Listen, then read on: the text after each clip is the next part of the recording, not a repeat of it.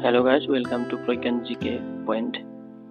আজি আমি ভাৰতীয় সংবিধান সম্বন্ধীয় জিকে আলোচনা কৰিম। ফাৰ্ষ্ট কোৱেশ্চনটো হৈছে ভাৰতীয় সংবিধান কেতিয়া বলবৎ হৈছিল? উত্তৰটো হ'ব 26 জানুৱাৰী 1950 চন। নাম্বাৰ 2, সংবিধান সভাৰ সভাপতি কোন আছিল? উত্তৰটো ডক্টৰ ৰাজেন্দ্ৰ প্ৰসাদ। নাম্বাৰ 3, ভাৰতীয় সংবিধানত কেইটা অনুচ্ছেদ আছে? নাম্বাৰ এ 395টা। নাম্বাৰ 4, ভাৰতীয় সংবিধান কিহে বুজোৱা হয়? সংবিধানৰ পিতৃ বি। নাম্বাৰ 5, সংবিধান সভাৰ খচৰা সমিতিৰ সভাপতি কোন আছিল? Doctor BR. আম্বেদকাৰ। নাম্বাৰ 6, সংবিধান ধৰ্ম নিৰপেক্ষতা শব্দখন কেতিয়া সংযোজন কৰা হৈছিল?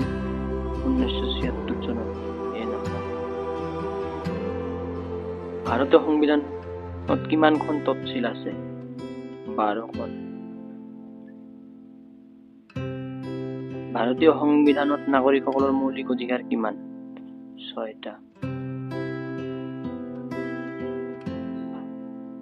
ভাৰতীয় সংবিধানৰ প্ৰস্তাৱনাত কোনটো শব্দ আছে? সমাজতান্ত্ৰিক। নাম্বাৰ এ। ভাৰতীয় সংবিধানৰ প্ৰস্তাৱনাখন কোনখন দেশৰ পৰা অনুপ্ৰাণিত? ফ্ৰান্স। সংবিধানৰ সৰ্বোচ্চ আদালত স্থাপন অনুচ্ছেদ কোনটো? 124। ভাৰতীয় সংবিধানৰ খচৰা প্ৰস্তুত কৰিবলৈ কিমান দিন সময় লাগিছিল? 2 বছৰ 11 মাহ 18 দিন।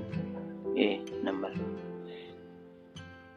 সংবিধানত ৰাষ্ট্ৰপতিৰ কাৰ্যকাল কিমান? 5 বছৰ। সংবিধানৰ মৌলিক কৰ্তব্য কেতিয়া সংযোজন কৰা হৈছিল? 1976 চনত। ভাৰতীয় সংবিধানৰ ক'ত প্ৰস্তুত কৰা হৈছিল? সংবিধানত ৰাজ্যসভাৰ সদস্যৰ কাৰ্যকাল কিমান? 6 বছৰ। ভাৰতীয় সংবিধানৰ প্ৰথম সংবিধান সংশোধন কেতিয়া হৈছিল? 1951 চনত। সংবিধান মতে ভাৰত কোন ধৰণৰ ৰাষ্ট্ৰ? উপৰোক্ত সকলো। গণতান্ত্ৰিক, সমাজতান্ত্ৰিক, ধৰ্মনিৰপেক্ষ, উপৰোক্ত সকলো। সংবিধানৰ প্ৰস্তাৱনাত গণতান্ত্ৰিক শব্দৰ অৰ্থ কি? মানুহৰ দ্বাৰা শাসন। ভাৰতীয় সংবিধানক কিহে বৈশিষ্ট্যপূৰ্ণ কৰে? ইয়াৰ দৈৰ্ঘ্য, মৌলিক অধিকাৰ, তফচিল। উত্তৰটোৰ হ'ব ডি, উপৰোক্ত সকলো।